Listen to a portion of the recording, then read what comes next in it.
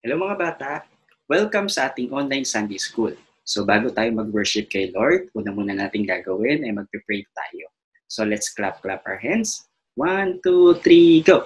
Clap your hands together. Roll your hands together. Pound your hands together. Shake your hands together. Put your hands together. Let's pray. Lord, salamat po sa araw na ito. Panginoon, salamat po sa patuloy na paggabay niyo sa amin araw-araw. Panginoon, patawarin niyo po kami sa mga nagagawa naming kasalanan. Linisin niyo po ang aming mga puso. Panginoon, tulungan niyo po kami na maging mga mabubuting estudyante na handang makinig sa aming guro na magtuturo ng inyong salita. Salamat Panginoon sa aming buhay. Patuloy niyo kaming gabayan araw-araw. Ito ang aming panalangin sa pangalan ni Jesus. Amen.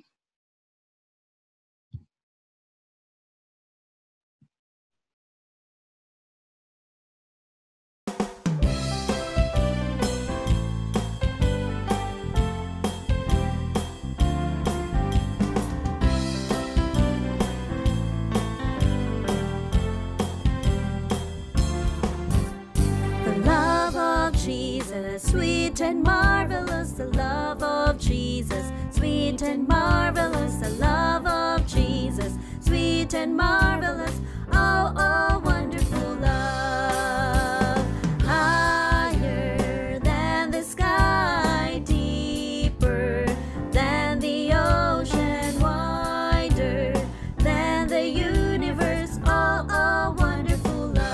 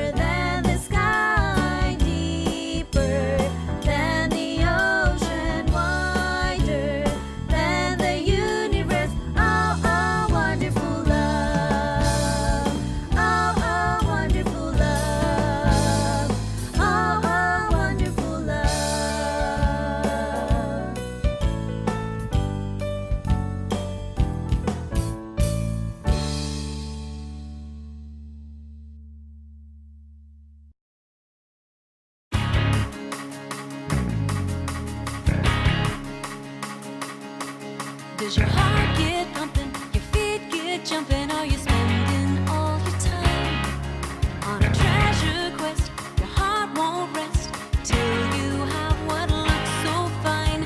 Climbing to the top, tell me, will it ever stop?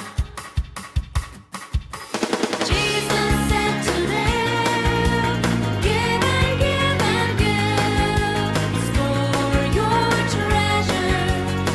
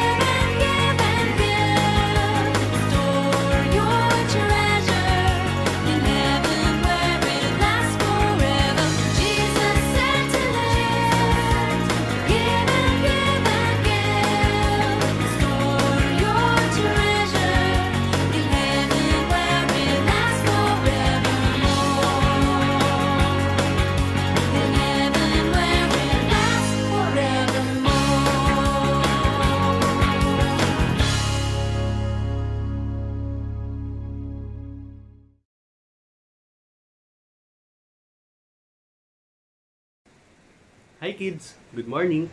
Welcome sa ating online Sunday School. Ako si Teacher Gab at ako ang making teacher nyo ngayon. Ngayon ihanda natin ang ating puso at isipan para makinig sa salita ng Diyos. Okay? So, ready na ba kayo? Okay. Noong nakaraang araw, ano nga bang celebrate natin? Tama, ang Pasko o ang kapanganakan ni Jesus. Pero kailan nga ba talaga pinanganak si Jesus?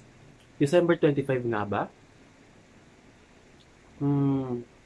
Pero kung titignan natin sa ating mga Bible, walang nakalagay sa mismong petsa ng kapanganakan ni Jesus. At ayon sa mga taong nag-aaral ng Bible, maaaring April o kaya May o mga panahon ng tag-init, pinanganak si Jesus. Dahil di ba may mga pastol na nilabas ng kanilang mga tupa ng gabi. Di ba nang matagpuan sila ng mga anghel, nasa labas sila, at ginagawa lang ng mga pastol yon kapag ang panahon ay mainit. At ang December ay isang malamig na buwan. So, walang nakakaalam kung kailan talaga pinanganak si Jesus. Pero ang sigurado na siya ay pinanganak. Ngayon, pagkwentuhan naman natin ang unang Pasko o ang kapanganakan ni Jesus. Okay? Ready na ba kayo? Okay, pero bago yan, meron tayong word up ngayon. At ang word up natin ngayon ay si Jesus ang ating pag-asa. Ulitin nga natin, sabayan niyo ako. Game. 1, 2, 3, go! Si Jesus ang ating pag-asa. So yan ang word up natin ngayon. At wag na wag nyo kakalimutan yan. Okay ba? Okay. So dito nagsisimula ang ating story. Isang araw, may isang anghel ang nagpakita kay Maria. At ito ay si Anghel Gabriel. Sinabi ng anghel kay Maria na ang pabor ng Diyos ay nasa kanya. Si Maria ay nagulat at napaisip siya sa sinabi sa kanya ng anghel. Sinabi sa kanya ng anghel, "Huwag kang matakot, Maria, sapagkat naging kalugod-lugod ka sa Diyos. Makinig ka. Ikaw ay maglilihi at manganganak ng isang sanggol na lalaki, at siya ay papangalanan mo Jesus. Siya ay magiging dakila at tatawaging anak ng kataas-taasang Diyos. Ibibigay sa kanya ng Panginoong Diyos ang trono ng kanyang amang si David upang maghari sa angkan ni Jacob magpakailanman. Ang kanyang paghahari ay walang katapusan." Napatanong si Maria sa anghel. Ang sabi niya, "Paano ito mangyayari? Sapagkat ako ay isang birhen." Sumagot ang anghel, sa iyo ang Espiritu Santo at papasa ilalim ka sa kapangyarihan ng kataas-taasang Diyos. Dahil dito, ang isisilang mo'y banal at tatawaging anak ng Diyos. Hindi ba't ang kamag-anak mong si Elizabeth ay baog? Gayon may naglihi siya at ngayon ika-6 na buwan ng kanyang pagdadalang tao kahit na siya'y matanda na. Sapagkat walang anumang bagay na hindi kayang gawin ng Diyos. Sumagot si Maria, "Ako'y alipin ng Panginoon. Mangyari nawa sa akin ang iyong sinabi." Pagkatapos, umalis na ang anghel. Word up. Very good. Si Jesus ang ating pag-asa. Okay, so bago magpakita si Anghel Gabriel kay Maria, si Maria ay nakatagda ng ikasal kay Jose. Ngunit bago sila ikasal, nagdadalang tao na si Maria ayon sa sinabi sa kanya ng Diyos sa pamamagitan ng anghel. Dati nakakahiya na mabuntis agad ang babae kapag hindi pa ikinakasal. Ngunit dahil si Maria ay nabuntis na sa pamamagitan ng banal na espiritu bago sila ikasal ni Jose, lalo nang hiwalayan ni Jose si Maria ng palihim upang hindi mapahiya si Maria. Ngunit habang pinag-iisipan nito ni Jose, nagpakita sa kanya ang isang anghel sa panaginip at sinabing, "Jose, anak ni David, huwag kang matakot na pakasalan si Maria, sapagkat ang sanggol na dinadala niya ay mula sa Espiritu Santo. Magsisilang siya ng isang batang lalaki at Jesus ang papangalan mo sa anghel sapagkat ililigtas niya ang kanyang bayan sa kanilang mga kasalanan." Nangyari nga ang lahat ng ito upang matupad ang sinabi ng Panginoon sa pamamagitan ng propeta. Maglilihi ang isang birhen at magsisilang ng isang sanggol na lalaki at tatawagin itong Emmanuel. Pagkagising ni Jose, sinunod niya ang sinabi ng anghel sa kanya at hindi niya hiwalayan si Maria. Okay. So bago tayo magpatuloy sa ating story, word up. Very good. Si Jesus ang ating pag-asa. Ilang oras bago ipanganak si Jesus, si Jose at Maria ay naghahanap ng tutuluyan sa Bethlehem dahil kinakailangan nilang pumunta sa bayan na iyon. Ngunit lahat ng bahay tuluyan ay puno at hindi sila makahanap ng matutuluyan na maayos. Kaya sa kulungan ng mga hayop sila tumuloy at pinanganak na si Jesus. Binalot nila sa lampin si Jesus at nilagay sa sabsaban kung saan kumakain at umiinom ang mga hayop. Okay, word up. Very good. Si Jesus ang ating pag-asa. Malapit kung saan pinanganak si Jesus, may mga pastol na nilabas ang kanilang mga tupa sa isang parang. May nagpakita na anghel sa kanila at lumiwanag ang kanilang kapaligiran. Sila ay natakot. Ngunit sinabi sa kanila ng anghel, "Huwag kayong matakot. Ako'y may dalang magandang balita para sa inyo na magdudulot ng malaking kagalakan sa lahat ng tao. Isinilang sa inyo ngayon sa bayan ni David ang tagapagligtas, ang Kristong Panginoon. Ito ang inyong palatandaan. Matagpuan ninyo ang isang sanggol na nababalot ng lampin at nakahiga sa isang sabsaban." Biglang lumitaw kasama ng anghel ang isang malaking hukbo ng mga anghel sa kalangitan. Sila'y nagpupuri sa Diyos at umaawit, "Papuri sa Diyos sa kataas-taasan at sa lupa ay kapayapaan sa mga taong kinalulugdan niya." Nang makaalis na ang mga anghel pabalik sa langit, ang mga pastol ay nag-uusap-usap. Sabi nila, "Tayo na sa Bethlehem. Tingnan natin ang pangyayaring ito na binalita sa atin ng Panginoon." Nagmadali ang mga pastol na pumunta doon at nakita nila si Maria, si Jose at si Jesus. Sinabi ng mga pastol sa kanila ang sinabi ng anghel sa kanila at ang lahat ng nakarinig ay namangha. Umalis ang mga pastol na nagpupuri sa Diyos at pinahayag ang lahat ng kanilang nalaman at narinig. Okay? Word up. Very good. Si Jesus ang ating pag-asa. Panahon ng paghahari ni Herodes sa Judea nang ipanganak si Jesus sa Bethlehem. May mga pantas o mga matatalinong tao mula pa sa silangan na dumating sa Jerusalem. Nagtanong-tanong sila, "Nasaan ang pinanganak na hari ng mga Hudyo? Nakita namin sa silangan ang kanyang bituin. Kaya't naparito kami upang siya isambahin." Nang mabalitaan ito ni Haring Herodes, siya ay naligalig. Gayon din ang buong Jerusalem. Kaya't tinipon niya ang lahat ng mga punong pari at mga tagapagturo ng kautusan at sila ay tinanong, "Saan ba isinilang ang Kristo?" Tumugod sila, "Sa Bethlehem po, sapagkat ganito ang isinulat ng propeta. At ikaw, Bethlehem, sa lupain ng Juda, ay hindi pinakahamak sa mga pangunahing bayan ng Juda, sapagkat sa iyo magmumulang isang pinuno na mamahala sa aking bayang Israel." Nang mabatid ito, palihim na ipinatawag ni Herodes ang mga pantas at inusisa kung kailan lumitaw ang bituin. Pagkatapos, sila ay pinapunta niya sa Bethlehem na ganito ang bilin, "Hanapin ninyong mabuti ang sanggol. Kapag natagpuan niyo siya, ipagbigay alam agad niyo sa akin upang ako man ay pumunta roon at sumamba rin sa kanya." Pagkarinig na sa bilin ng hari, sila ay nagpatuloy sa paghahanap. Ang bituin na nanguna sa kanila mula pa sa silangan ay tumigil sa tapat ng kinaroroonan ng bata. Ganoon na lamang ang kanilang kagalakan na makita ang bituin. Pagpasok sa bahay, nakita nila ang bata sa piling ni Maria na kanyang ina. Napatira pa sila at sinamba ang bata. Inihandog din nila sa kanya ang mga nilang ginto, insenso at mira. Nang papauwi na ang mga pantas, nakatanggap sila ng babala sa pamamagitan ng panaginip na huwag nang bumalik kay Herodes. Kaya't nag-iba na sila ng daan pauwi. At dito nagtatapos ang ating story. So mamaya magpatuloy tayo sa ating lesson. Pero bago yan, word up. Okay, very good. Si Jesus ang ating pag-asa. Ano nga ba ang matututunan natin sa story natin ngayon? Makikita natin sa story ng kapanganakan ni Jesus ang kanyang pagpapakumbaba. Kahit si Jesus ang hari ng mga hari, siya ay pinanganak sa isang sabsaban at hindi sa isang palasyo. Tandaan natin na si Jesus ay naparito sa ating mundo upang iligtas tayong mga makasalanan. Siya ay naparito upang maging kaibigan ng mga makasalanan at maging tagapagligtas nila. Si Jesus ay nagpakumbaba na kahit siya ay Diyos, namuhay pa rin siya sa kalagitnaan ng mga makasalanan upang iligtas tayo. Diba? Word up. Okay, very good. Si Jesus ang ating pag-asa. Si Jesus ay pinanganak dito sa mundo upang magbigay ng kaligtasan para sa lahat at ituro ang salita ng Diyos sa mga tao. Sa pamumuhay ni Jesus dito sa mundo, siya ay hindi nagkasala at at namuhay lamang siya sa kalooban ng Ama. Sinunod niya ang kalooban ng Ama hanggang sa kamatayan sa krus. Si Jesus ay pinanganak din sa mundo upang tuparin ang mga propesiya at ituro ang salita ng Diyos at mamatay sa krus para sa ating kasalanan. Word up.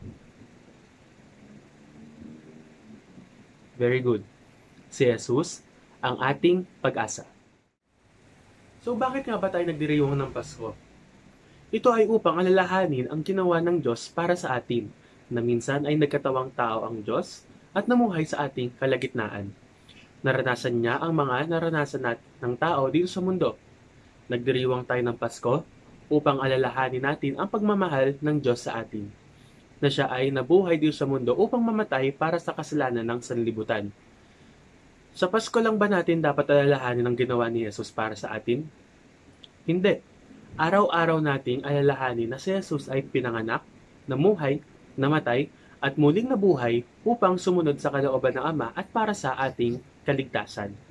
Gayon din, tayo ay mamuhay sa kalooban ng Diyos at lagi nating alalahanin ang ginawa niya sa atin. Okay? So, word up. Very good.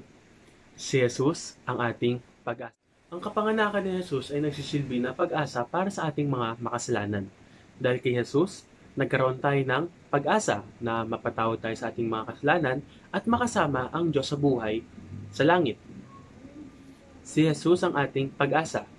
Sa lahat ng sitwasyon na ating pagdadaanan, si Jesus ang ating pag-asa. Sa pandemic na ito, si Jesus ang ating pag-asa. Magsilbing paalala sa atin ngayong holiday season na si Jesus ang pag-asa natin. Si Jesus ang kaligtasan natin. At si Jesus ang rason kung bakit tayo nag-celebrate ng Pasko. Hindi mga regalo, mga ninong o mga ninang natin, o kung ano paman. Tanging si Jesus lamang ang rason para sa Pasko. Araw-araw nating alalahanin ang kapanganakan, pamumuhay, kamatayan at muling pagkabuhay ni Jesus at sumunod tayo sa kanyang kalooban. Okay? So, tandaan natin, si Jesus ang ating pag-asa. Yun nga, word up.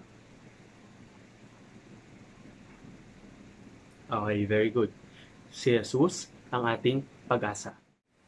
Okay, so ito ang ating memory verse na makikita natin sa John chapter 3 verse 16. Ang sinasabi dito, sapagkat gayon na lamang ang pag-ibig ng Diyos sa sangkatauhan, kaya't ibinigay niya ang kanyang kaisa-isang anak na si Jesus, upang ang sinumang sumampalataya sa kanya ay hindi mapahamak, kundi magkaroon ng buhay na walang hanggan. John chapter 3 verse 16. Ulitin nga natin. John chapter 3 verse 16. Sapagkat gayon na lamang ang pag-ibig ng Diyos sa sangkatauhan, kahit ibinigay niya ang kanyang kaisa-isang anak na si Jesus, upang ang sinumang sumampalataya sa kanya ay hindi mapahamak, kundi magkaroon ng buhay na walang hanggan. John chapter 3 verse 16. Dahil sa pag-ibig ng Diyos sa atin, pinadala niya si Jesus para mamatay sa ating mga kasalanan sa ating lugar. Kung hindi iyon ginawa ng Diyos, wala tayong pag-asa na makasama siya habang buhay. Ngayon, may pag-asa na tayo kay Jesus. Kung ating isusuko ang ating buhay sa Kanya at mananampalataya tayo sa Kanya at sundin ang Kanyang mga utos at kalooban, ang naghihintay sa atin ay buhay na walang hanggan sa Diyos. Ngunit kung ating titigasan ang ating puso at hindi isusuko sa Kanya ang ating buhay, tayo ay mapapahamak. Tayo ay binigyan ng Diyos ng malayang kalooban para pumili. Ngayon ang tanong, mananampalataya ba tayo sa Diyos o hindi? Tayo lang makakasagot yan. Okay? So bago tayo magtapos, ano nga ulit yung memory verse natin ngayon? Sabayan niyo ako. Game 1, 2, 3, go! John chapter 3 verse 16. Ang sinasabi dito, sapagkat kayo na lamang ang pag-ibig ng Diyos sa sangkatauhan, kaya't ibinigay niya ang kanyang kaisa-isang anak na si Jesus, upang ang sinumang sumampalataya sa kanya ay hindi mapahamak, kundi magkaroon ng buhay na walang hanggan. John chapter 3 verse 16. And bago tayo magtapos, word up. Okay, very good. Si Jesus ang ating pag-asa. Yun lamang. Merry Christmas and Happy New Year. See you next week. Magandang araw mga bata! Oras na para tayo gumawa ng ating crafts. Excited na ba kayong gumuhit? Maggupit at magdikit? ngayon excited na! Tara na at atin ang umpisahan ang ating crops para sa araw na ito. Pero bago yan mga bata, ihanda muna natin ang lahat ng ating gagamitin. Kailangan natin ng isang bond paper, watercolor na kulay brown, yellow, at kulay blue.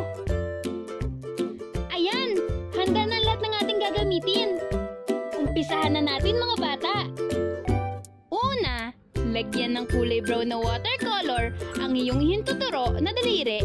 Pagkatapos ay ibakat ito sa puting papel o bond paper at magbuo ng hugas bahay na gaya na nakikita niyo sa video ngayon.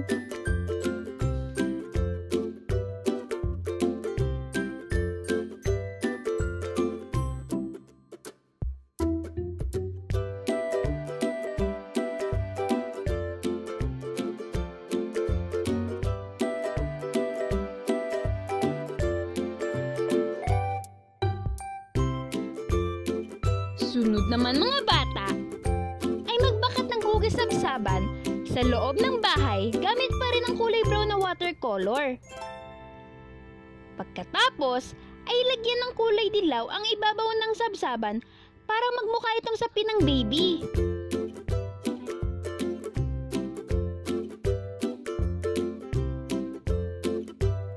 Samantala, sa ibabaw ng dilaw na kulay ay ibakat muli ang iyong daliri gamit naman ang kulay blue na watercolor.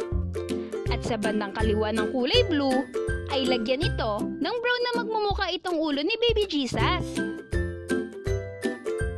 Sa bandang itaas naman ng bahay mga bata ay gumawa ng isang star gamit ang kulay dilaw na watercolor.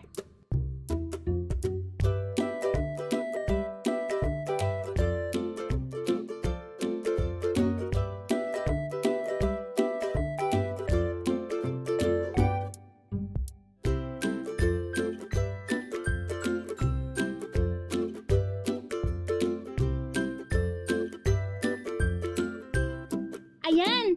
Tapos na ang sabsaban mga bata! Sana ay nag-enjoy kayo sa ating ginawa ngayong araw mga bata! Hanggang sa muli! Paalam!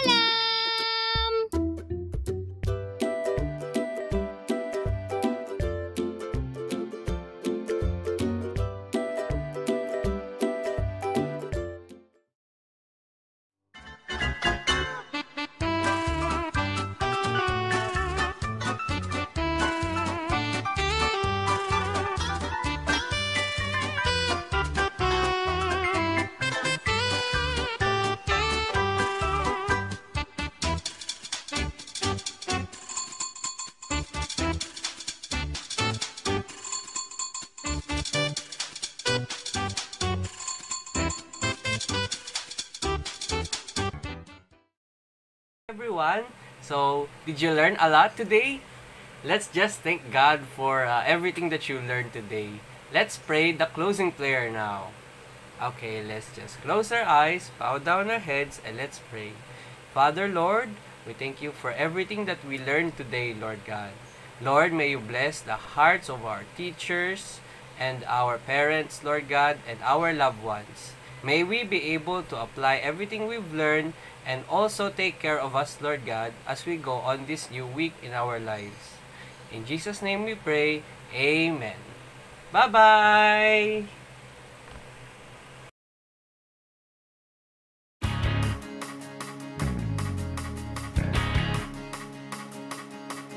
Does your heart get